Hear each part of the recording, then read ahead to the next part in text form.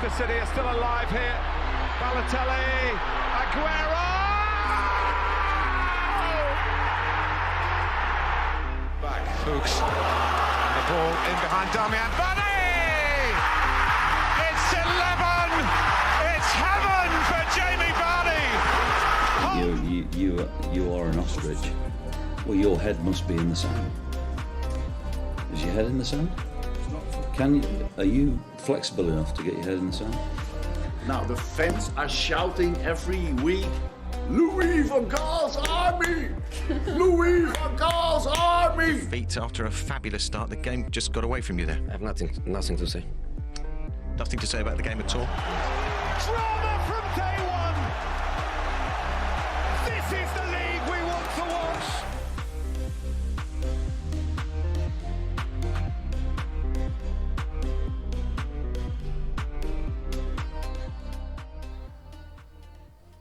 Part 2, Premier League season preview on the Premiership Perusal podcast. Did the bottom 12. Now we got the top 8. Now we got the big boys, the big guys. Yeah, but first, the news everyone has been waiting for. Messi to Everton, confirmed. I thought we were done memeing on Everton. I thought it was done. No, Even Messi that's can real. save Everton from like 7th. That's true. All right, so we're going to leave it off. Last spot we were talking about was Leeds, and we had them in 8th. So I guess we did the 8 already. Unless, well, no, it's still technically the 8 remaining. Regardless, Yes. we're here, 7th. Who finished 7th last year, Sam? Tottenham Hotspur. Yeah, they're back. They're back with a different approach this season. Somewhat. With Nuno. It'll be the same results. Highly likely. Nuno, Santo, in. You want to talk about the personnel? Yeah, so we know the main guys. Harry Kane, Heung-min Son. You know, guys like that. The elite boys, and then the rest of the team. Some new additions coming in. We have Brian Heel. We've talked about him, the youngster. Pacey winger. Backup goalkeeper Pierluigi Golini. Golini. And also some departures. Long-standing players such as Eric Lamela, Juan Foyth, Toby Alderweireld, the legend AC Milan player Danny AC Rose, Milan's. and then Paolo Gazzaniga. Yes. All out. Any of those guys that stand out to you? Or any of them stand out to you, rather? Of the out guys, do you think cause issues for him? Possibly Alderweireld, Maybe. not having that experience in the defense, back. but it was also time to move on. When you're getting bids from Qatar to buy your players, like, all right, time to move on. Yeah, for sure. You know, Eric Lamela is a guy who I was surprised never really was like a mainstay in the team. Like, there were times that he was, but also his lows were outweighed his highs, I would say. Yeah. It's always, he is kind of a trick or treat kind of guy. You're going to get an amazing play, or you're going to get, oh, he's out there. Oh, I didn't even notice that he was out there. You're going to get the Rabona against Arsenal. Yeah, or you're going to get just pure trash. So, plus a lot of injuries with him, unfortunately. But, you know, I could see him doing well in La Liga or Serie A if he were to go there even later on. But, you know, super talented guy, just didn't pan out. Maybe, you know, wrong place, wrong spot. We've seen it before, Tottenham. So, let me ask you this. What do you think about Nuno coming in to Tottenham? it seems, formation-wise, personnel-wise, what are you thinking so far? So you would think the 4-2-3-1, kind of what they've been going with. Almost at times, you would think a little 4-3-3 last year at times, which is Bale, Kane, and Son up front. But, you know, I think that he might keep it simple early on, shortened kind of training sessions compared to a regular transfer window. Well, not the whole transfer window, but just the off season in general. So you don't think he'll go to his back three? Maybe not right away. As the year goes on, he might and gets the guys accustomed to it, but I think he's got to find out what he has in some of these guys and how they play, how they can fit in his system and stuff. They're going to go to a back three just to accommodate Matt Doherty. Yeah. Well, he's not the strongest of fullbacks, to say the least. But. Yeah. You know, and then do we even need to mention it for their strengths? Son and Kane, weakness. Yeah. Virtually everything outside that. Maybe minus Højbjerg after his great tournament, but you would think Denmark, Højbjerg is going to be a little different than Tottenham, Højbjerg. Who would you say their third best guy? Oh, okay, can't count Lloris. Who's their fourth best guy? Can you say Romero coming in? I suppose. I mean, I don't know. It's just... Other than that, it's really going to be... don't know. I feel like this team is going to have a decently high ceiling. Like, I could see them somehow, if just things fall wrong for other teams, they get injury luck, Kane and Son still elite seasons, they could, I think, push for like 4th or 5th. But their basement is pretty low. Mm-hmm. I think it's 8th or 9th. I don't have the same faith that you do. I look at it and I see the whole issue with Kane wanting to leave, and then now he's staying put, could possibly sign a new contract. You have the new manager who comes in as like the 7th choice. Yeah. It just doesn't inspire me to say that they're going to be any better than last season. I mean, that's fair. I'm just saying, I think there's a lot more unpredictability with, say, Tottenham than Arsenal, yet you'd find more people bound to pick Tottenham to finish higher than Arsenal, I feel like. Like, I feel confident knowing what Arsenal's going to be this year. I don't know what Tottenham's necessarily going to be. It could go a whole bunch of ways. I feel the opposite, actually. Really? I feel it kind of reverse, whereas Arsenal, it's kind of like, are they going to play like they did the second half of the season where it was much improved? Or are they going to come out like the first half, which was absolutely dire, and they were in like 15th for half the season? I would tell you what it's going to be, but then you'd let it get to your head. We'll get there once we get to Arsenal. So my main outlook, kind of lower expectations. Is there a chance they surprise people? I think there is, but the thing with that is a lot of it's just going to ride on Kane and Son. Can they stay healthy? And they've had injury problems. Kane always gets a knock. Son, was it last year he broke his arm? Was that 2 years ago? I think that was 2 years ago. Yeah, so, and that's more of like a freak kind of accident. That's not going to happen all the time, but I think there's a little bit of they could surprise people. And by surprise people, I mean how well they could do, but also how low it can go. I just want to see comparatively how Nuno does to Jose last season. I feel like Nuno doesn't have, obviously nearly the pedigree that Jose had/has.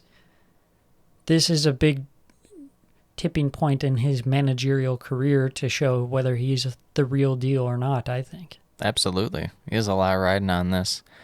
I would say, I mean, he's done a solid job with Wolves, and before that he was a quality manager, so I don't know. Maybe it isn't as high ceiling, low floor as I would think, but it still feels that way just because the players and stuff and new system. But Santo does kind of feel like a safe manager. We talked about how like Patrick Vieira for Palace, that's not really a safe manager. It could be all over the board. Yeah. With Santo, you kind of know what you're getting. Exactly. It's not like you're going out and getting some, like Tuchel or something, like you're very high ceiling. Yeah. But I still could see them either, if everything clicks, they'll be good. Yeah, years past. That's the thing about Tottenham. But that just relies mainly on people stepping up too. Yeah, they've had these great seasons where you wouldn't say on paper that they had a better squad than the teams they finished above necessarily. 2015, 2016. Exactly. You had great seasons from guys like Dele Alli. Yeah. And other squad players stepping up. Not to mention other teams kind of faltering. So exactly.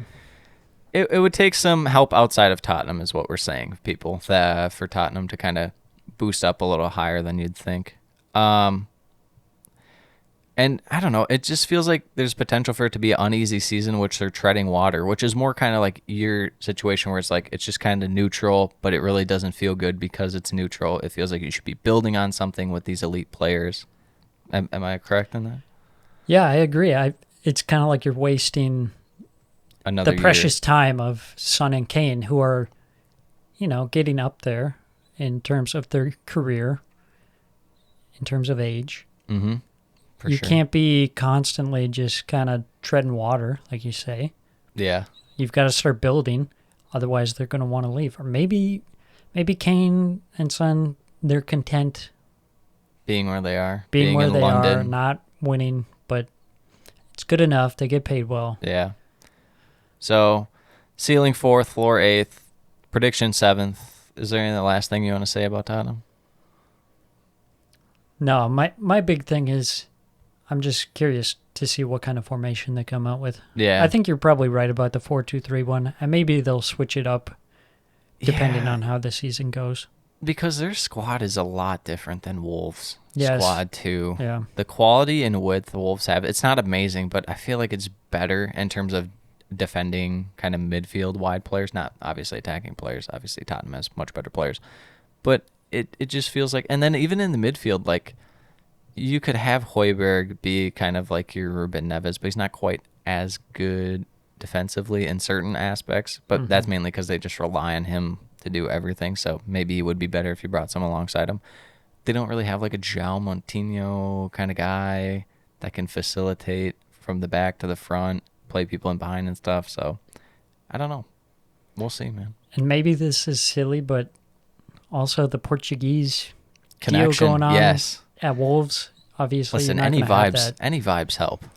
Yeah. Portuguese vibes, So West Ham vibes, any vibes. that'll what's help. Tottenham? What do they got? For They got vibes? sad vibes. Yeah. Speaking of semi-sad vibes, we move on. Last year's 8th place team. We got him in 6th this year. I'm going to let the man break it down. I'm not going to let him get carried away, but I'm going to let him break it down for as much as he'd like. All right, so we're talking about Arsenal. Yes, you heard it. Arsenal finishing above Tottenham the first time for quite some time. It would end up being 15 or 20 years or what? But of course, we got Arteta, the man in charge, leading the squad forward into greatness or mediocrity. We're not quite sure yet. Formations kind of vary between a 4-3-3 and a 4-2-3-1. Arteta ball. Exactly. The U shape, like avoid the center of the pitch, like Yes. of The the horseshoe. attacking third, the horseshoe. That is trademark Arteta ball. Star players, got young guys like Bukayo Saka, Emile Smith-Rowe, and then older guys like Aubameyang, Lacazette, and then also Pepe in there too. Now bringing in the addition of Ben White, big presence there in center back. The issue with Arsenal in this offseason has been the transfer market and clearing out the guys who just need to go. Like, their time at Arsenal is done. Don't say El Neni. Don't say El Neni. No, I got Okay. nothing against El Neni because he's perfectly happy to be a squad player, and that's Plus- exactly the guy you want. Yeah. And, like, he's never going to be like, I want more playing time and, like, a cancer know to that. the dressing You room. don't know that. Have you met him? He smiles a lot, okay. More guys I'm thinking about are guys like Hector Bellerin, Kolasinac, even guys like Lacazette. Yeah. I mean, I think it'd be time to move away from Aubameyang too if he wasn't just signed a new contract last season. Yeah, my first reaction in this, just looking at what we put down, for their important players, I was surprised no Holding. Not even biased. I'm just surprised not Rob Holding. He's a pretty good player, and they need him. Maybe even, you could say Partey is an important guy for him. Aubameyang, he's important in a sense. He's got to bag some goals. He's got to do something here. Yeah, exactly. Because him just completely falling off a cliff is not okay. You can't have that. Yeah, it's kind of like an Ozil Part 2. Would you not if he comes out and plays virtually the same, if not worse, I get he's on high wages. How could you not just play like Martinelli in there and be like, at least he has room to grow? Yeah, you have to at that point. I mean, you can't just waste away, especially when you have a young talent on the bench. I mean, it'd be one thing if there was like no one else. Yeah. But you have a guy like Martinelli who could use some minutes. He's shown that he has a high ceiling. Yeah. And I'm afraid that that's going to be the case because I don't see anything changing. Yeah, it's unfortunate. They're kind of stuck with what they have, but they should still commit to the youth movement, IMO. Mm-hmm. I'm glad you mentioned Holding, just a side note, because I'm a personal fan of Rob Holding. I come here own a jersey on this podcast and cut me off. In my Go on. I was just going to say, I think he was pretty underrated last season. The defense was much improved. He's the centerpiece. He's not the most shiny piece. He's not a modern day center back where you're like super good at passing or anything. He's one of those guys. If he was on a lower team, people would be like, "Whoa, exactly, this guy! Look at him! Yeah. 45 mil for him now." Right. Like I don't see him being that much different than like a Lewis Dunk. I'd say a little better than that, even. Yeah. Yeah. So, I just noticed on the outs we didn't put this because we pretty much had breaking news the day after we did our other preview. Yes. Joe Willock out, 25 mil. Yeah, I was reading that the fee was agreed, but the personal terms, they were having some issues. No. Apparently, they wanted him to sign a 6-year contract. Why? That's so long. And the way he sees that is that if he's signing a 6-year contract, that makes him a key player. So he should be paid. Yeah, as accordingly. such. Makes sense. So You'd I'm think sure so. they'll come to a deal. Yeah. I you mean, would figure. how important Willock seemingly has been to their transfer plans. Yeah. They've been talking about him all summer. Yeah, he's been their only guy, their only option. Yeah. And now they finally struck a deal. So. You know, Aston Villa's got the 25 million pound button. Yeah. Newcastle's got the Joe Willock button. And they finally pressed it. Yes. So tell me, Arsenal's strengths besides possession, really. Strong defense now with Ben White in there? Yeah, I think the defense was strong last season. It gets even stronger. The one potential weak spot could be right back. We saw Callum Chambers come in towards the end of the season, and he was great going forward. He's not as strong defensively, but I think he can do good enough. And then when you have a guy like Cedric Suarez to back up, I think that'll be okay. I think ideally what you'd want is if you have a Callum Chambers, you'd probably want a midfielder that's shading his side a little more. That's a defensive-minded player. Yeah. Potentially, but I mean, who knows? We'll see. And like we were talking about, great run to end the year, massive thing going for Arsenal. But tell me about their weaknesses. The weaknesses is the horseshoe ball. We've talked about lacking risk takers. Arsenal, they haven't signed any attacking pieces this summer, and I'm not necessarily looking at one position specifically. Most likely it'd be either striker or a number 10. But whatever they bring in, they need to have someone who's not just going to sit back and pass around. You got to have a guy who takes risks, gets in the box, makes things happen, puts the defense on edge. Because too many times Arsenal allowed teams to set up their defense. Yeah. And then obviously when you allow teams to do that, it's going to be so much harder to score rather than if you hit them fast when they're not prepared. Yeah. Just the complete unwillingness to play on the counterattack. I don't know how you'd feel about this, but what if you somehow got, I mean, and they wouldn't sell him, it'd probably be too much, it just wouldn't work out, but what about like a Traore on this team? Just as like a different dynamic. He's not like the best suited for it, but he just is something different. Right, yeah. People have mentioned that in the past. Last season, we were linked to Ryan Frazier. Oh, no. He's Scrappy yeah. Doo. But yeah, like you said, it's a different kind of player that brings something more direct rather than play this like pass forever and take no chances game. Yeah. But I'm afraid everyone just gets sucked into it. And Yeah, and I mean, managers and the board are going to look for guys that are more like template players for that system, so that's just what's going to happen. What's your outlook just as like a fan on Arsenal this year? I think it's trending upwards. We've kind of released some of the toxicity that was surrounding the club. Like, there's definitely still some there. Yeah. But I think it's going in the right direction with young guys like Saka and Smith Rowe. You got to remember, Arsenal didn't start playing Smith Rowe last season until December, I think it was. Yeah. So let's see Smith Rowe over the course of a full season. Yeah, I'd say my main takeaway, I think the blueprint for success is there, just in like the system in general. You see it work with Pep and stuff, and obviously Pep can buy whoever he wants. But I think it's there. It's a matter of finding the right pieces and stuff. I just don't think the quality's quite there yet for the team. Yeah.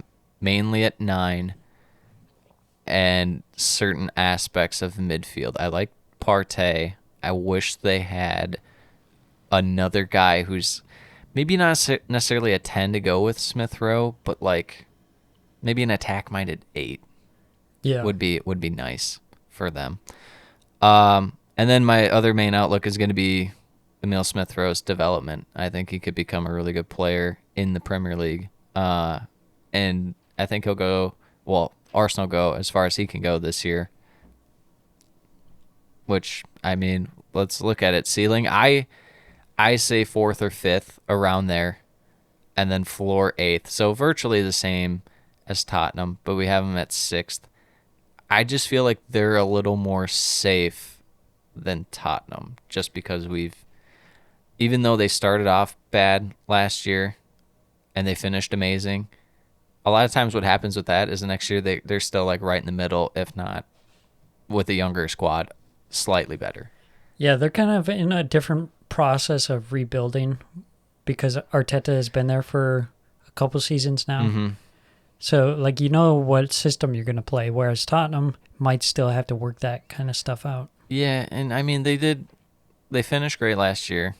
I don't think that's necessarily is a guarantee, obviously, for them to set the world on fire and they come out and they win, 7 matches or anything. But, I mean, having that to close out the year is at least got to be, it's got to have something to do with your psyche in terms of like, okay, we see this is working, this is getting us results. We just got to go out there and perform to the best of our ability. So, just one final thing I want to touch on is that Arsenal has no European competitions this season.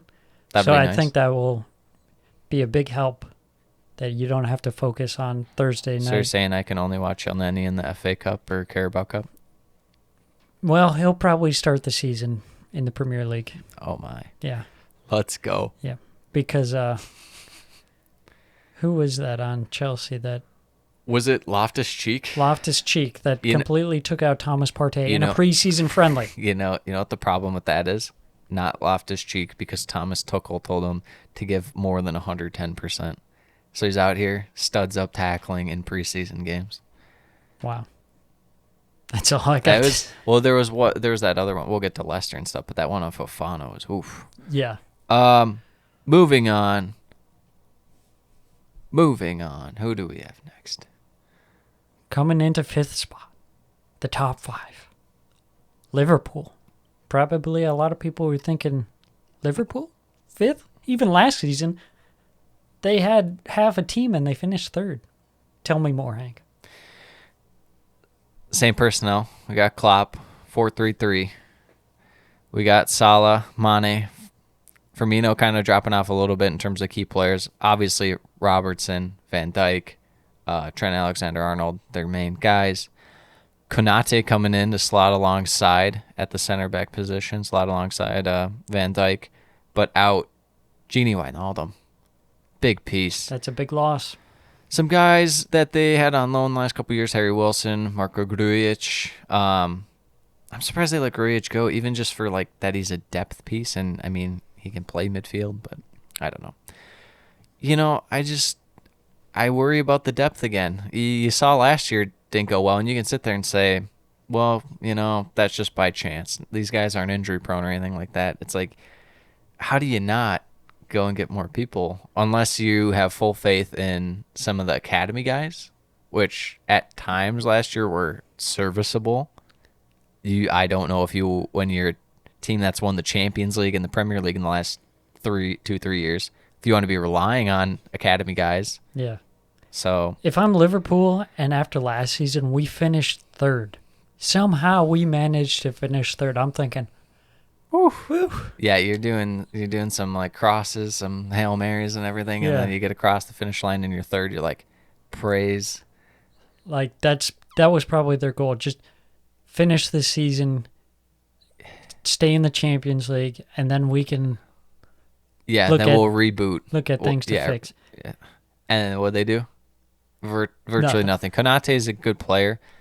The issue being that their squad needs some freshening up. Yeah, it's more just depth pieces too, and it's like, what are you gonna rely on Shaqiri and stuff? Like, he wants to go. Mm-hmm. You're letting guys like Harry Wilson and stuff go. It's like you had attackers down like crazy last year too, except for Salah, it seemed like. So I don't know. It just comes down to depth is why we are very concerned about Liverpool's outlook this season. We'll talk about their strengths. Obviously, crossing the ball from wide areas. Alexander-Arnold and Robertson create chances better than any defenders in the Premier League. They're counter-attacking so quick when they do it, so fast. And able to just press. Everyone knows Klopp for his pressing. Any other weaknesses besides their depth? Or you want to touch on their strengths? I don't know if I would call this a weakness per se, but Virgil van Dijk coming back after a massive injury, Yeah. he's going to have a lot of expectations that he's going to be the center back that he was. And there's no guarantees that he'll No. be the same player. Especially the ligament stuff. Yeah, you look at Hector Bellerin, 2 massive knee injuries, obviously Van Dijk having the one, but he's a completely different player and much less so than what he used to be, honestly. Mm-hmm. I think if you, and kind of cutting away from the defense, even though, yeah, I agree. Van Dijk, he's not a guarantee to come back. We don't know if he's going to be that elite player. He'll still probably be pretty good for sure, but they have Konate slotting alongside him. We'll see how that goes. I think that they'll work nicely together. The thing I worry about is if you're banking on Liverpool doing this well, 1, you're relying on no one getting hurt, and 2, I mean, unless Jota makes another big jump, you're still relying on Mane, who had a down year last year. Yeah. And I mean, who knows? Mane's still, he was world class for a couple of years, and he's still, I'd say, an elite player in the Premier League, but he had a pretty rough year last year. Mm-hmm. Same with Firmino. And not to mention, you didn't replace Wijnaldum Yeah, in midfield in midfield. with Henderson getting injured like every year now, Yeah.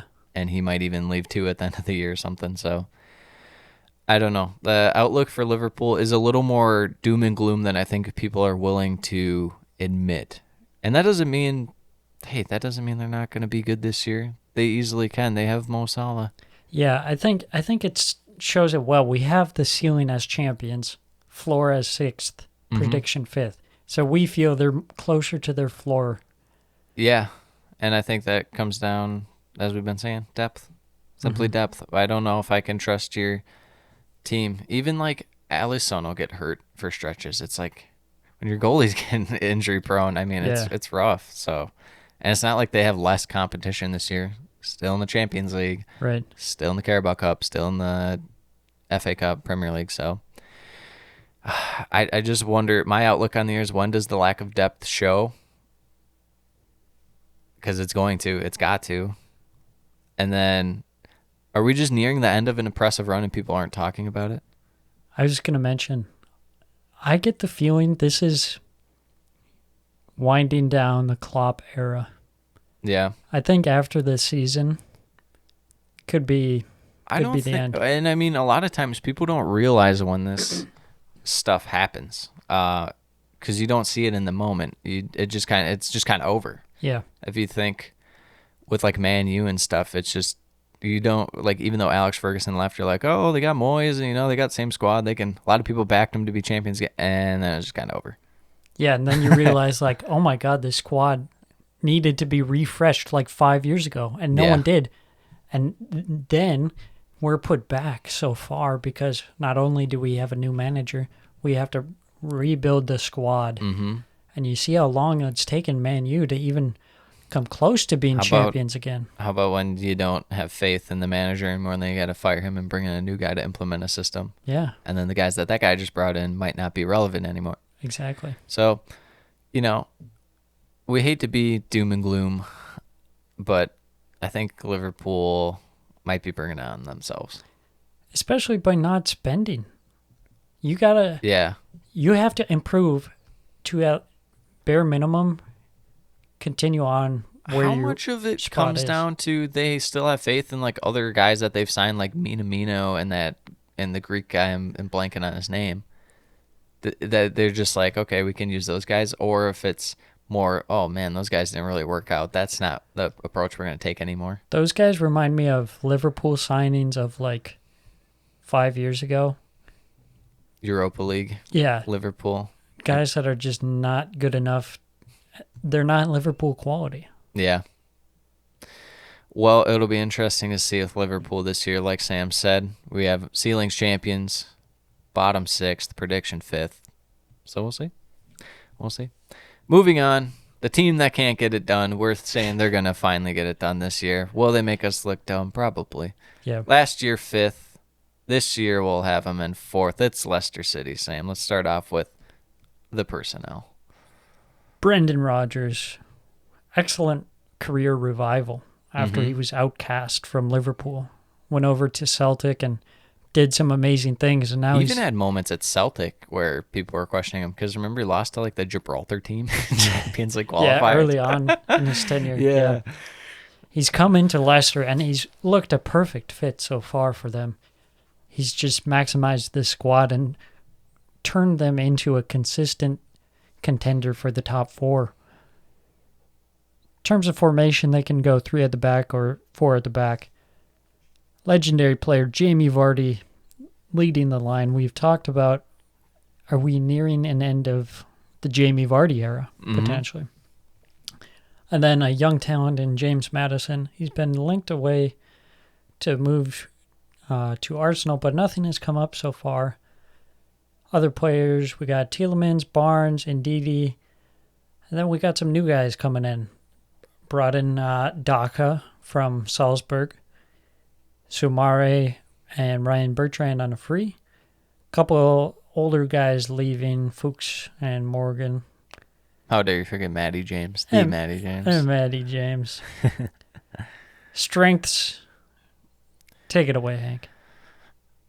They're just creative with their passing sequences, specifically the through balls to Vardy. Just always will be Leicester's key. And even now with Iheanacho slotting in there very nicely, sometimes alongside Vardy. There's just always, it seems like, some sort of chance creation going on, typically because they have brilliant attack-minded midfielders. And whether it be, like we said, Vardy or Iheanacho, and maybe very soon Pats and Daka, they always have quick, pacey strikers that know where to be and what to do. And that just results in their excellent finishing as well. Yeah, last year was a revelation for Iheanacho. He was always kind of this Man City failure until last season where he put it together, he to say the finally least. found his form. And he put it together all right. He looked amazing. Not only was he finishing chances, but he was also dropping back deeper and creating chances.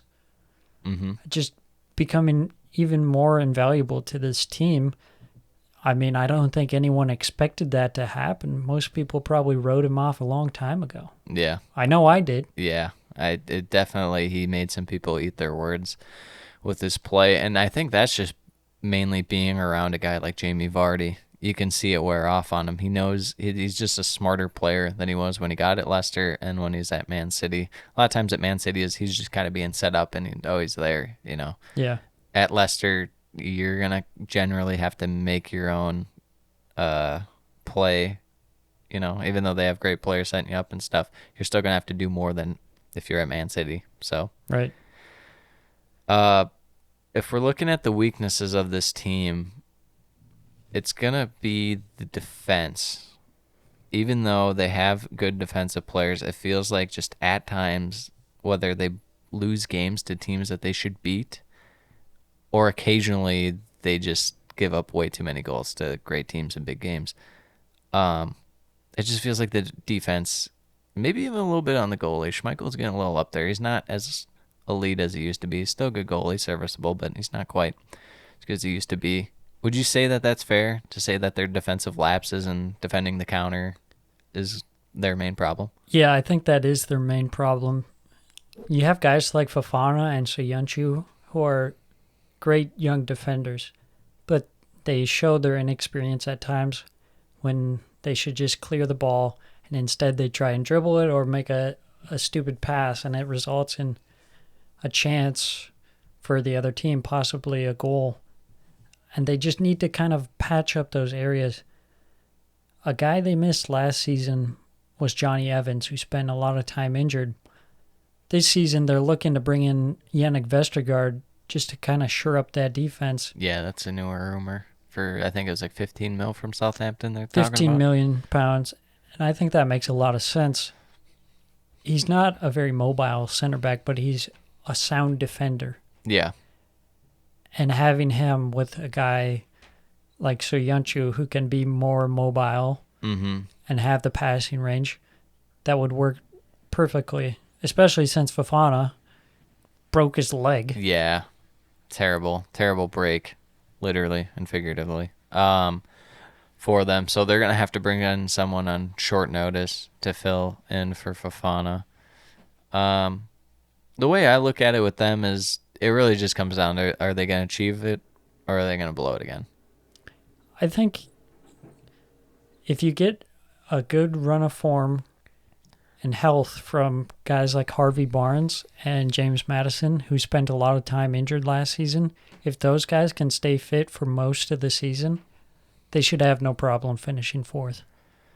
Yeah, the thing that the cause for concern when it comes to Leicester is it's not like they're tied like, say, Tottenham or Liverpool, or like they're generally, when it comes to March and February, they're a good amount ahead of these teams. And then they just don't string results together for the last like 8 matches, and you're like, what was that? Yeah. What just happened? Exactly. So, you know, and I know they're younger and stuff. So a lot will fall on Vardy and Schmeichel for, you know, maybe not having the best leadership or Rodgers' mentality. But I don't know. I think a lot, if they can take care of business earlier on even and get even, you might say, title contending, and then they slip up a little as the year goes on, they're still probably going to be top 4. But I think their main guy this year is going to be James Maddison. He had a down year last year. He's an important piece for him. He has to have a great year. Yeah, when he wasn't injured, there were times where he looked like he was just trying to do too much. He just needs to let it happen. Mm-hmm. I mean, he's working with some great players around him. You don't have to try hard. Just let it happen. Yeah, you don't need to be Let the game Jackie come to you. Grealish out here. You can you have Tielemans and guys alongside you that are able to, you know, play well too. So, the other big thing, Vardy's level of play. Is it going to take another dip? Is it going to be the same? Is he going to have another resurgence out of nowhere? I would bet it takes the slightest of dips again, and then maybe a year or two, it's just going to completely fall off. But he's just such a smart player, though, too, to where he doesn't have to just rely on his pace anymore. Yeah, exactly. He knows where he's got to be and what to do. So yeah, I think he'll still be a useful asset for them for sure this season. Absolutely.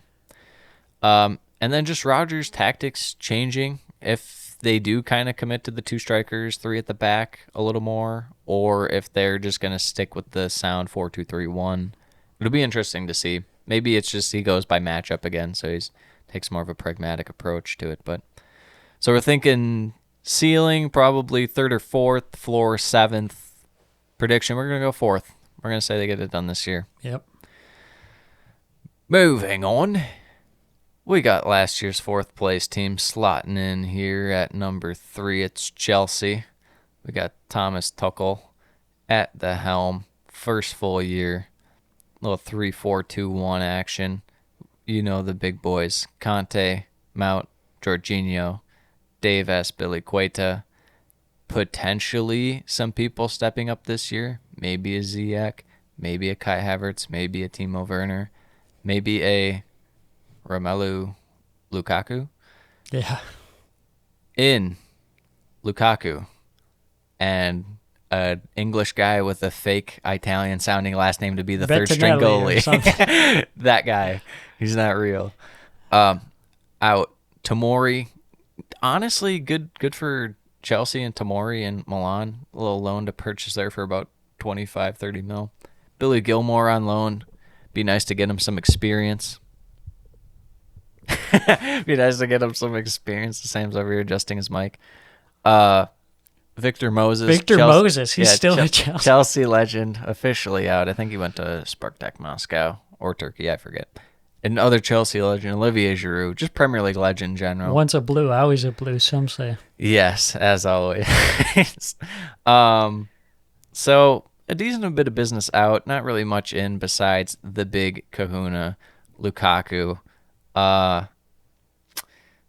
What do you want to say about this team? You want to talk about their strengths? Do you want to touch on Lukaku a little bit? Their strengths being their 10 minutes where they look absolutely insane.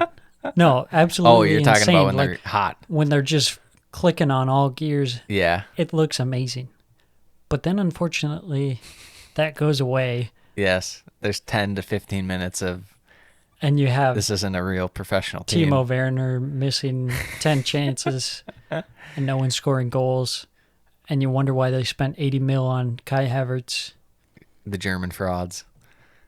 It's... I have a brighter outlook on Chelsea than I think you do.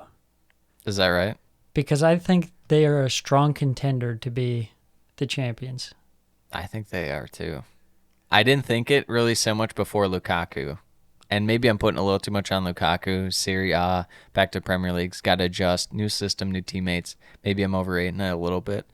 But I mean, with the way that they're able to control the game and just press when they need to, and just their positional play, their system, it's fantastic.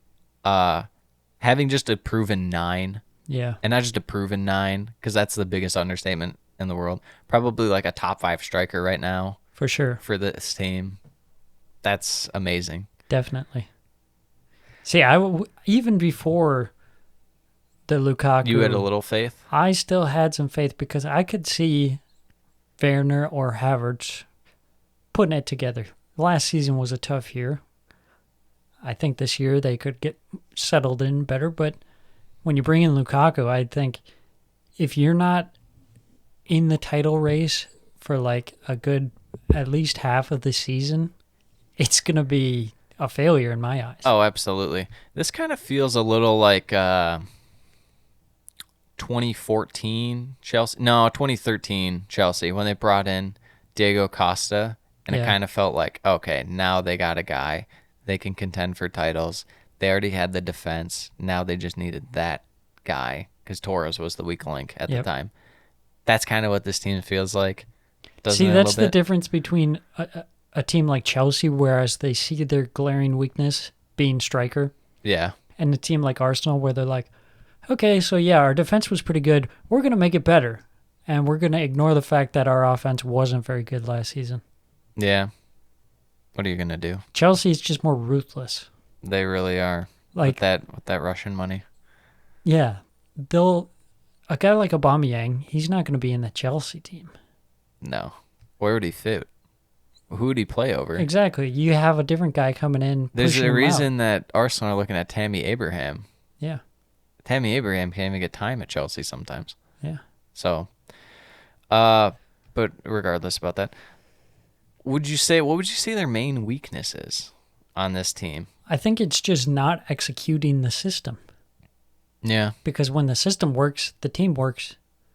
The lapses, for sure. But there's just lapses where, for some reason Guys or are caught another, out. it gets sloppy and the passes look really bad. Mm-hmm. Maybe the issues with the system is that it's not sustainable.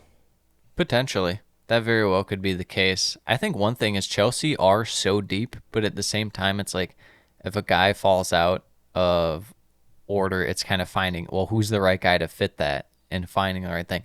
Luckily for them, they found the perfect team at the end of last year in terms of form to win them the Champions League and kind of rescue the Premier League season even for a while because it wasn't looking very good. But I think that there's just times where if guys fall out of order, it's going to be tough to find like, okay, well, does he fit in here? Is this going to work? And it's kind of just mix and match. I think So the depth is a blessing in a disguise. Go ahead. another area of weakness is their goalkeeper situation. Mendy is like decent. Yeah. He's not great. That's all they needed last year, apparently. Yeah. But, well, did you see Kepa today came on for the penalty saves? I did not. What a legend. What a club legend. Fully redeemed for, what was it, like 75 mil for a goalie? It's like 90 mil. Something like that. Oh, God. My outlook on Chelsea, Kentucky last.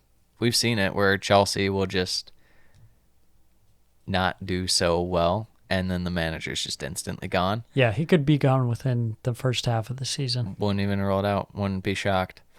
And will the German frauds, Timo Werner and Kai Havertz, we jokingly call them frauds because they're just young guys, but Yeah. they were very expensive. Will they redeem themselves this year? You seem to say yes. I think Havertz more likely than Werner. Yeah. But I think Havertz just fits generally in this system better. You kind of get where he would be yeah, as opposed to Werner. You're like, is he a 9? Is he going to be more out wide? What are they going to do with him? well, the thing is too with Werner, if Lukaku comes in, that'll probably limit his opportunities quite a bit. Yeah, I would say it would limit his opportunities to goal scorer from like the typical 9 position. Maybe he'll push him out wide, and maybe he'll take pressure off of him, and teams That's won't true. Yeah. look so much to stop him. They'll just be like, well, we have to, in order to stop Lukaku, we got to commit guys here. And it's like, oh, well, then there's Werner there. It's like, well, you take your chance. Yeah. He beats us or he doesn't. So It's a great option off the bench. for 80 minutes, what are you going to do? Ceiling, champions, floor 5th, prediction 3rd. That was before Lukaku. Did anything change for you? Did they maybe hop up to 1st, 2nd? With Lukaku, I would say say second. That's what I have. Yeah. We're on the same page. Yep. And that's not okay. Now we go to the team that we had 2nd, and we'll just keep them here just because we formatted that way. Manchester United. Mm-hmm. Ole Gunnar Solskjaer. 4-2-3-1. Bruno Fernandes. Marcus Rashford. Jadon Sancho. Harry Maguire. Luke Shaw. Big names in the team. Rafael Varane. Paul Pogba. Take it away, Sam. This kind of reminds me of like a Sir Alex Ferguson Man U. Yeah. Whereas the past 7 years or whatever, they've been kind of a joke. Yeah, it's been a weird But now team. it's come together and you're like, okay, these are some world-class guys and, quite a few positions here. They're putting it together. Tom Heaton. Tom Heaton. Exactly. Yeah, world-class. They're putting it together. They're building, and it's coming. It hasn't been fast, necessarily. No. There's been bumps in the road, but they are definitely trending upwards. They've solidified their defense. I would say it's the best. I would have to. I would say either the best or tied for the best. Yeah. I'll put my stamp on it. I'll just go ahead and say it's the best. I trust it not to concede more than I trust City's, which is saying a lot because City don't concede very much at all. Yeah. With that said, Man U's goalie situation, who knows? The wide defenders, Man City's wide defenders are a little more attacking than Man U's defenders, but defensively they're probably about the same. Maybe Pisaka's a little better than any wide defender Man City has, but I guess Walker, they're about the same. Yeah, I'd rate Walker a little higher than Wan-Bissaka, I think. Well, we'll see come this year. Yes. But I'm still going to say Man U, best defense. Strengths. Last season, it was Bruno Fernandes for the first 2/3 of the season or so, and then he really Kind of fell off a little bit. fell off. We'll still say strength, midfield possession for him. They can really boss the midfield, as they say here in America. Yeah. Chance creation will always just be high with these quality of players, with Bruno and now Sancho, Rashford. They just have too much quality. Even a guy like Greenwood. And they just have high quality passing too with it. That's the thing, is they can spray the ball all over the field where they'd like. So getting shots, it's just a matter of making sure they're on target. Their finishing isn't the best.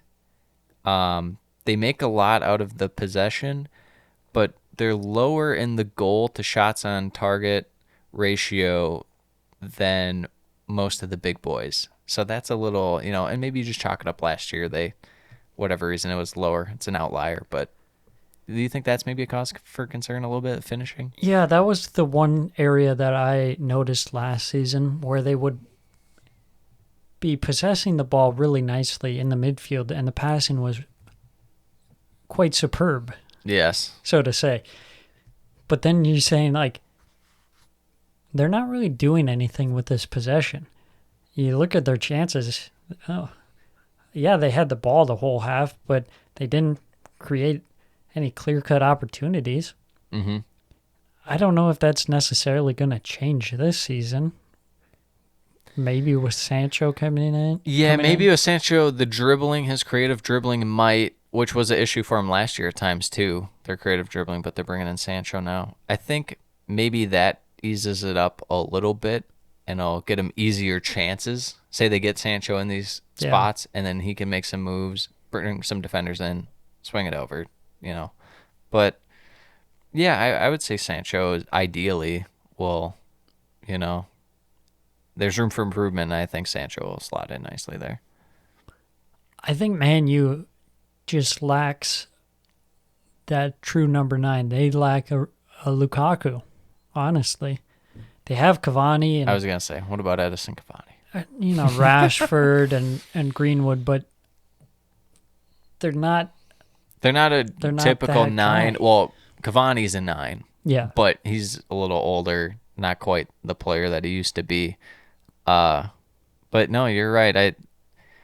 Sancho, obviously not a 9. He's a wing. Greenwood, I wouldn't say is a 9. I wouldn't say Rashford's a 9. Mm-hmm. So it's like, who's going to be your just general poacher? I guess Cavani. Maybe against the lower rung teams, you're able to just make it work, and you're like, oh, well, we don't have a 9, kind of like City, and we can make it work. Yeah. But against bigger teams, and even in their European competitions and stuff, I feel like it might reach a point where you're like, oh, man, we just got to roll with Cavani and hope for the best. It's like Chelsea rolling with Giroud, and you're like, oh, boy, or hoping for a goal here. Yeah, I could see that working the plan against smaller teams, especially a guy like Greenwood, who is an excellent finisher, but he's not a poacher. Yeah. But you don't need a poacher against smaller teams. You can have more space to create chances like that.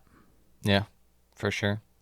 I'd say one other thing that they could do is just tackling in general. They're in the bottom half for most of the stats, which, I mean, they're holding most of the ball for most of the time anyway, so it's not going to be huge, and I don't think teams are going to be like, going at Man U, but I think that this is definitely going to help in terms of bringing in Varane, and now you have Lindelof as a third choice. That's fantastic.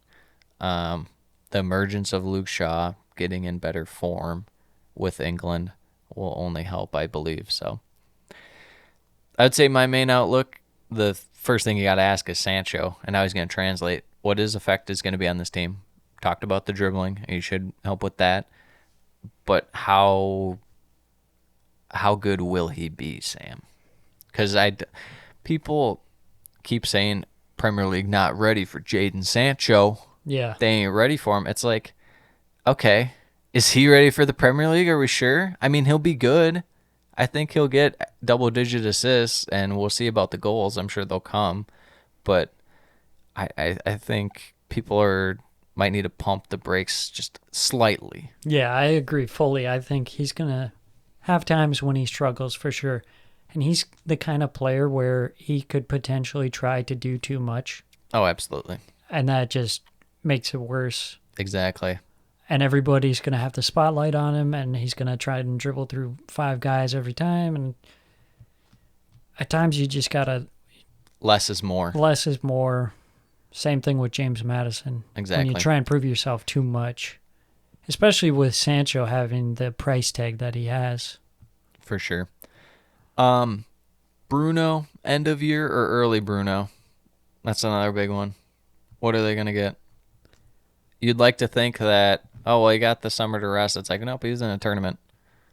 I think He's it'll in be Portugal. somewhere in between. Yeah. I think it'll be a little closer to early year, Bruno. I think he just got gassed in that I final think so third. too.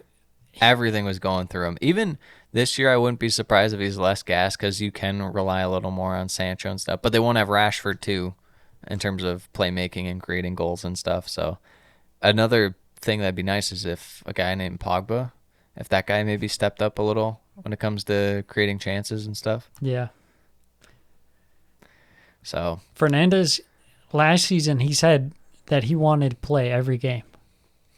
we'd like that mindset. You I don't like know if that you want him mindset, to. but the fact of the matter is you got to rest sometimes. You got to rotate some guys. You got Donny van de Beek on the bench. Yeah, they're going to have to get him adjusted into the squad. Maybe start playing him more, not necessarily more, but splitting time with Pogba. Like, why not? Yeah. We talked about their best defense potential. It's there, absolutely. Ceiling champions, floor fourth, prediction second. Anything else Now you'd like to third. say? Yeah, well, now third. So, anything else you'd like to say about Man U? Anything about Ole? They just don't have that one thing that pushes them over the line. Like they're Yeah. a very quality team, but like we said, the number 9 position, you gotta improve that. Yeah. Maybe Before they you bring in can- someone in the winter window. I don't know who it'd be, because it wouldn't be a big guy, but it might be someone who's at least like serviceable. Maybe like a hot hand kind of guy early in the window, or maybe it's like Villarreal. Like Ollie Watkins is doing really well, but they're like, maybe we don't need him, and we can offload him for big money to Man U. Probably not realistic. Just threw it out there, but I think in a It's- world where Man City doesn't exist, this team is perfectly fine and can win titles. Mhm. But when you have a team like Man City, you just have to get everything out of every single position yeah. to be able to compete with them. Speaking of the Blue Devils, not the Red Devils, the Blue Devils themselves. Man City, champions last year, predicted champions this year. Ceiling champions, floor third. That's if things just go wrong. And it's happened. Would they finish fourth one year with Pep, or was that third? Yeah, I don't remember, but It it was- has happened. Yeah. 4-3-3. De Bruyne, Gundogan, Ruben Diaz, John Stones, Ederson. Would you have thought this time last year that you put Gundogan as one of their most important guys? Definitely not. Very strange. What a weird season. Yeah, it What a was weird very season. strange. The way he just came out of nowhere and all of a sudden he's like the best midfield goal scorer.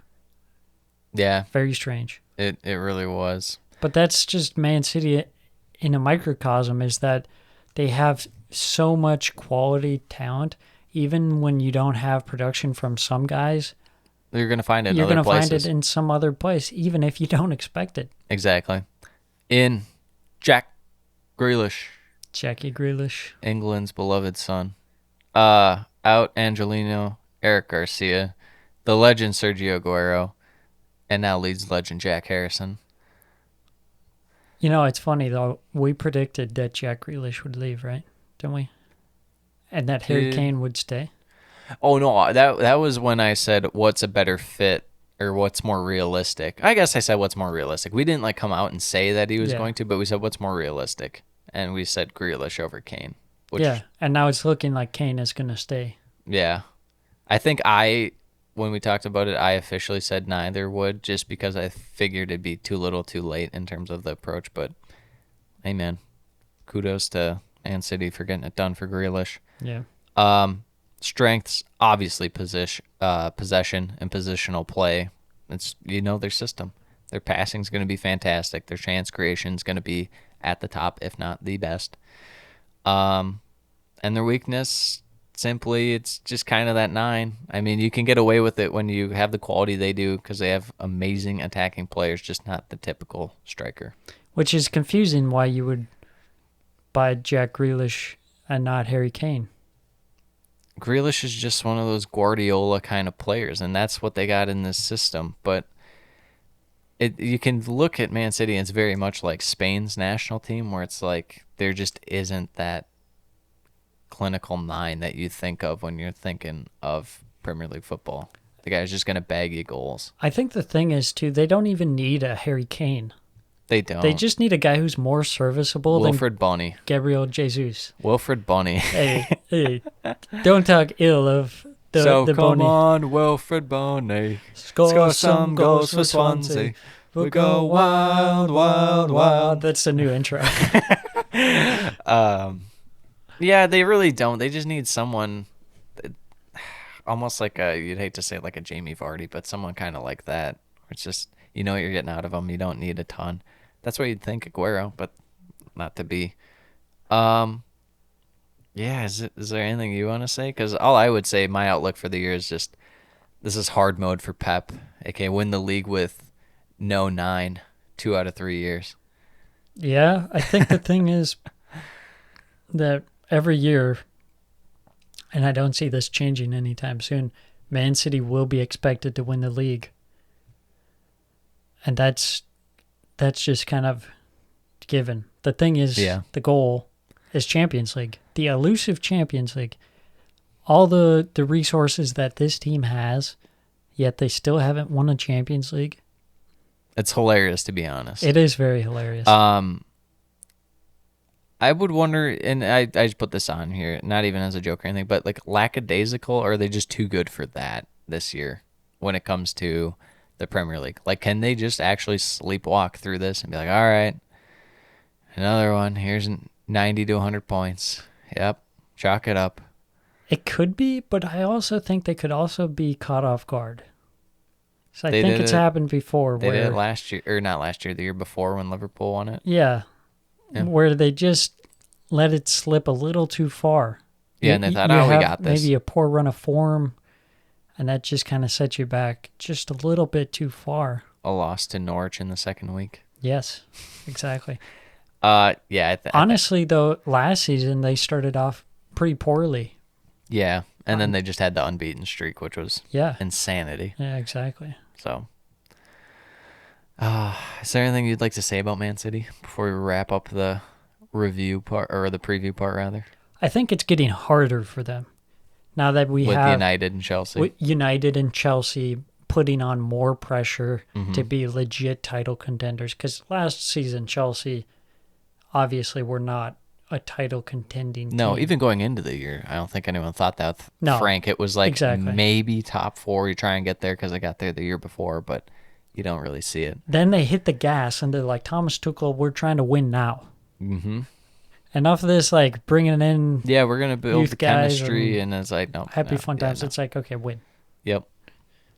So, there you go. You got it. 1 to 20. You can take this to Vegas. We allow you to take this to your local Stoke Bet365 stadium. Yes. And put all the money, put the mortgage on it. So terms and conditions do apply. Please do not take this as financial advice. Exactly. So what we're going to do now, we're going to preview. First, we're going to transition into another segment. It's just going to kind of recap some things that happened after the preview. Yes. Or while during the previews. It's like a mini preview. Yeah, some business that was just done, okay? Nothing too crazy.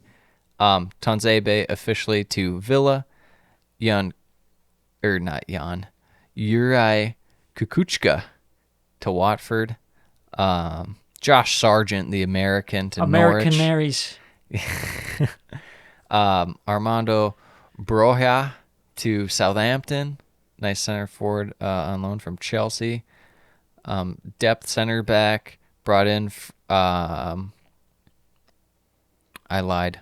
That was leaving Brighton, not to Brighton. I'm ashamed. But another big one, Adam Armstrong, going from Blackburn to Southampton. We were wondering who was going to win the Adam Armstrong sweepstakes. It is Southampton. Really quick, does this make you feel how much more safe on a scale 1 to 10 that Southampton could stay up? This is like a 7.5. This is like probably like an 8. 8.5 for me. Yeah. I love this piece of business. You sold Danny Ings for £30 million. He's a 29-year-old. 1 year left. 1 year left on his contract, injury-prone striker, and you're bringing in, the hottest striker on the market in terms for of prospects. A guy brought into Brentford from Ligue 1. His name is Yohan Wissa for about 10 mil. We'll see how that man does. I believe in him. We shall see. Other than that, there's been some rumors. Milinkovic to West Ham. Tammy Abraham to Roma, potentially still holding out for Arsenal. The Vestergaard one we already talked about. Tolisso maybe just like out there pretty much for nothing from Bayern. Yeah, someone's got to snap him up for 10 million euro. It's Arsenal, United, Tottenham rumored. There's been a bunch of different options out there. As things, our guy Kabak isn't going to be coming in the Premier League. It doesn't look like Leicester aren't going to do anything about that. Newcastle rumored with Carlos Perez, former Barca player. So, and then Arsenal apparently interested in Ramsdale again, and then not. So, is there any other piece of business you think that'll get done pretty much before this weekend, or not really?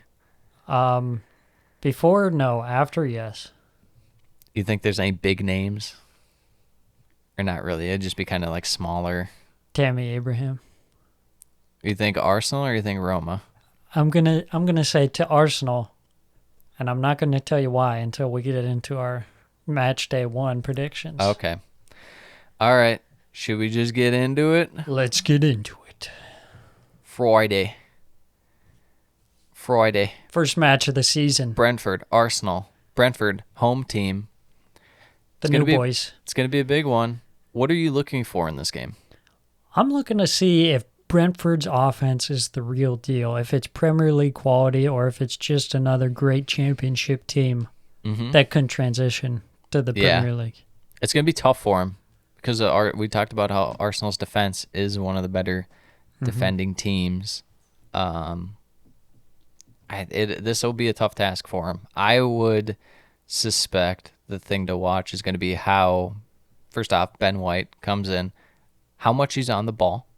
I want to see how much he's doing with that in terms of progressing the play for Arsenal. I would assume he's going to be a vital piece for them. You would hope so, yeah, for 50 million pounds. Yeah. I want to see their lineup and where they got Smith Rowe exactly. Because we saw how he played with Odegaard without. You'd assume that they're going to play it just like they did without Odegaard, kind of having him be the main guy. As far as Brentford, just the whole year is going to be Ivan Toney, and we're going to be seeing what that man can bring to the table. Mm-hmm. But you got any predictions or any other outlooks you want to talk about? I'm thinking like a 1-1 draw. That's what I was thinking. And I think Arsenal are going to create chances and not finish them. And then they're going to go panic by Tammy Abraham. But who's going to score for Arsenal? Pepe. Oh my goodness, the man in form. Moving on, United, Leeds. This is a tasty one. This is a good one. Why is this 6:30? I was talking to our good pal about this. Why is this game 6:30? Who put this game on early? We're just staying up all night, right? Pretty much. From 2 in the afternoon with Arsenal Brentford to all the way to 6:30 in the morning. Yeah. This one, Leeds had a rough go against Man U last year. That they did. To say the least. So It'll be interesting to see how Bielsa is willing to attack Ole's system with this. I would suspect that the wide play would be the way to go. Maybe test out Wan-Bissaka and Shaw early on. I don't think teams are going to be too keen to go at them centrally with Maguire and Varane, to say the least. So it'll be interesting to see Jack Harrison out wide and even Dallas at times, Ayling, trying to see how Leeds can attack. And then for United, Jadon Sancho, we're going to see him. We're going to see how effective he is, how he fits in with Bruno, because Bruno's still going to be the main guy. He's the guy pulling the strings for United. My worry for Man U is that they come in not fresh. A lot of their players played a lot of minutes during the summer, and I'm thinking maybe they get off to a slower start. What are your thoughts on that? Yeah, that very well could be the case, because Leeds, it was just Phillips and was there anyone else? Liam Cooper, but he didn't really play for Scotland. Yeah. So, I don't know. I'd say the most interesting matchup is going to be if Bamford can get in the right spot at one point during the game, because generally when he gets the ball in his foot, he's clinical. Yeah, especially against a team like Leeds where they're very high intensity. They could hit you before you know it. Exactly. So, what prediction on that one? I'm going to go 2-2. I'm going to say 2-1 Leeds. Ooh, yeah. We like it. We like it. Leicester-Wolves, next match in Leicester. It'll be interesting. Bruno Laga's first game for Wolves in charge. Brendan Rodgers will see a little bit of the system that he for sure prefers, because why would he play a system that he doesn't prefer against Wolves unless he thinks Leicester's worse than Wolves or something? More than likely 2 strikers. We'll see how that goes. See how the defense holds up without Fofana back there. This would be a nice... They have a nice run early on. Yeah. Leicester, that is. It's not any terrible teams, but it's not world beater teams. Mm-hmm. So maybe get a little bit of a roll going. Maybe this could be something gets Maddison off on the right foot. What are your outlooks for this game? Yeah, I'm thinking of 3-0 Leicester. I'm curious to see what Brendan Rodgers feels as his starting 11, that his strongest one is at this moment, bar Fofana, of course. Yeah. And then I'm also curious to see what this new Wolves side is like. Is it going to be kind of a continuation of what we saw in the past, or is it going to be something new? Well, like I said early on, last preview, rather, not early on this one, but I just think early on, Wolves are going to kind of struggle to get a little bit adjusted to the new system. And it's not super different, but the attacking, I would say, is a little different, because they are going to get more wide, but it's not going to be dribbling wide. It's going to be having to work passes and whatnot. So we'll see. I would suspect a 2-0 for Leicester. Okay. 2-0.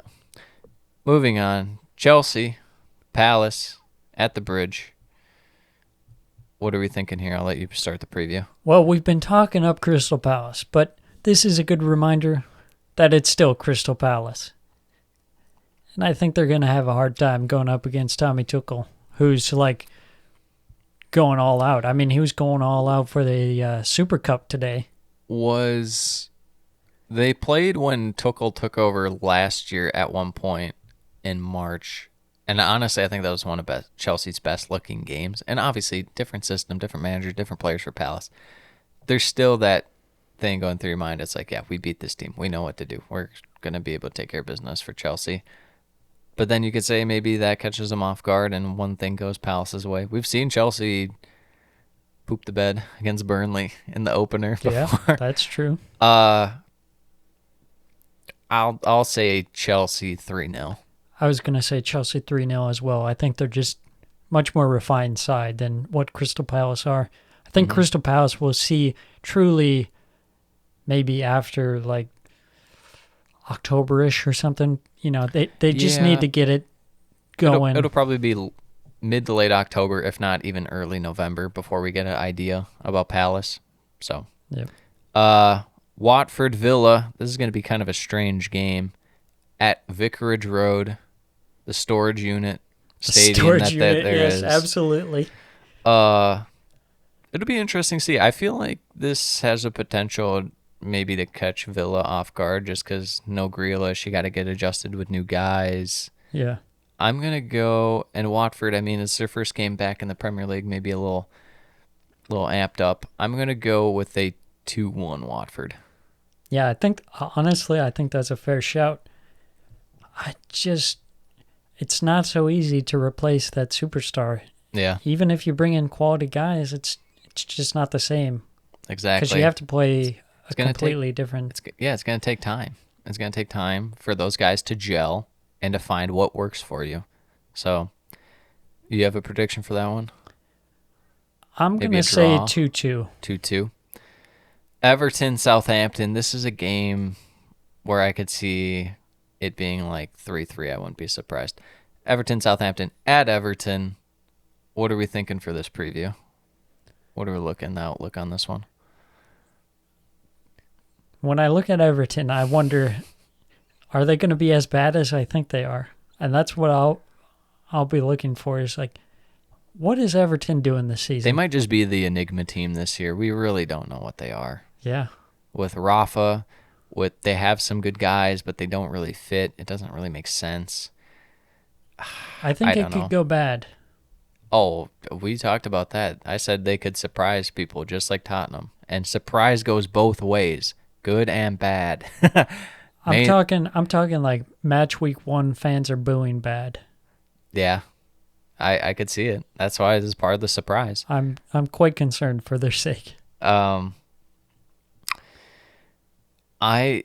far as Southampton, I don't know if Armstrong gets in right away. But as far as their play goes, is there anything that stands out to you other than, I mean, we saw what they did last year. They'll get chances and stuff, but if they don't capitalize, it just goes south. I think they don't match up too shabby with Everton. It's not too terrible. There's some teams that Southampton won't match up well with. They can at least go a little more central, north and south, so I don't have to rely just on Ward-Prowse attacking presence out wide. So I'm going to go 2-1 Everton, but I don't feel good about it. I think this will be the first 0-0 draw of the season. That wouldn't surprise me. But now that I said that, it'll probably be like 3-3 or something. Yes. It'll be 3-0 Southampton, then they blow a 3-0 lead. Although if Southampton sells Vestergaard, Oh, then they got to worry about the defense, then too. the defense, yeah, it could be rough. Jack Stevens, just pour your heart out if he's even there still. Burnley, Brighton Here we go. at Turf Moor. This one's a beaut. This one's funny because it's kind of like last season, just another match from last season because both teams haven't really done all that much. Pretty much. We should have looked back and seen what the history was between Brighton and Burnley last year. Brighton's going to hold the ball. I'll guarantee you that right now. They're going to hold the ball, and Burnley doesn't want anything to do with it, really. I'm going to go with a Burnley. No. We're going to go 1-1. We're going to go 1-1.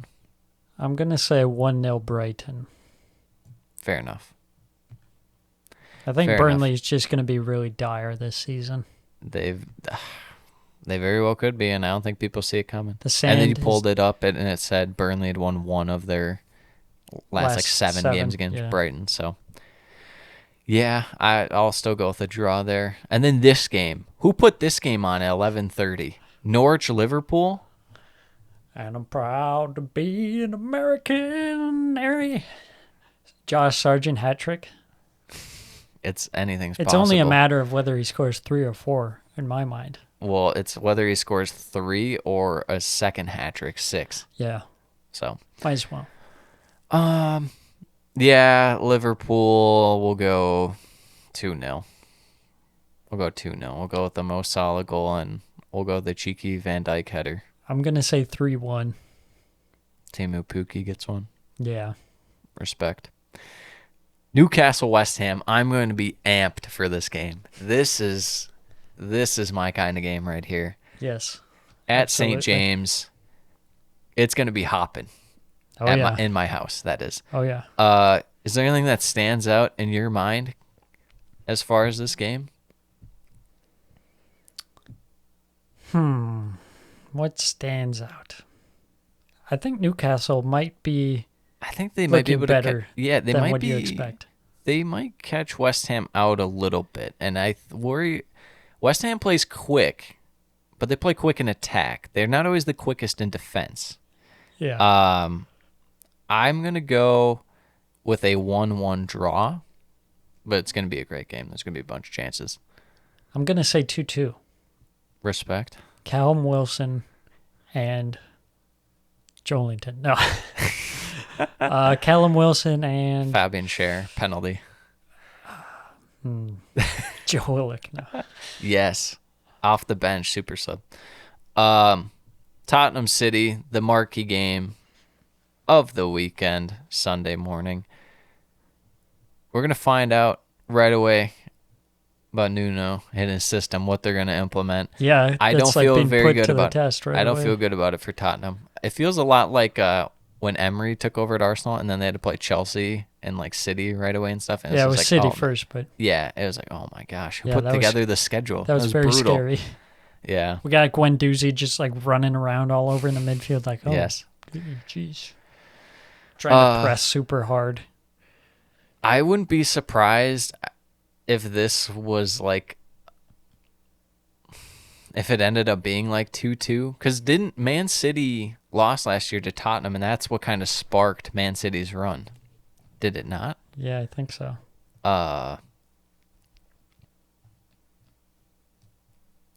Match notes don't even say. Unbelievable. I have a feeling this might be like 4 or 3-0.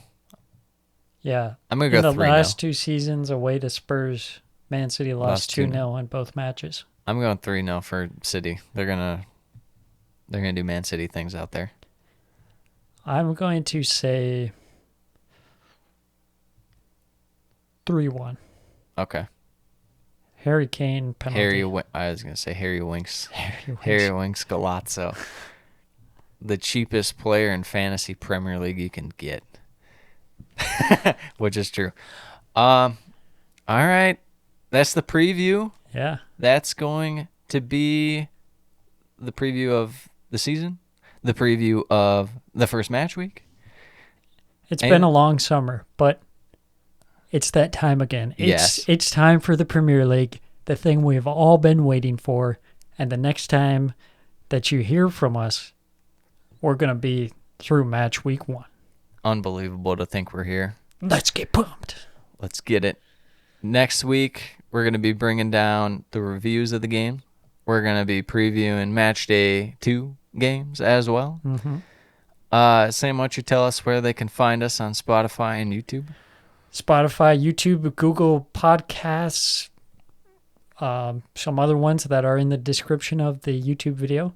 Just search up Premiership Perusal. Yes, we even Check us now out there. are on social media. How about that? Absolutely. Twitter, Prem Perusal Pod is the handle. Check it That is out. at Prem Perusal Pod. Go follow for all the greatest tweets, likes, favorites, all that good stuff on the social media. Yes. Twitter, the Twitter sphere. I don't know if they're ready for They're really the not. Premiership Perusal, but it's hitting them whether they like it or not. We're here, just like the Premier League season.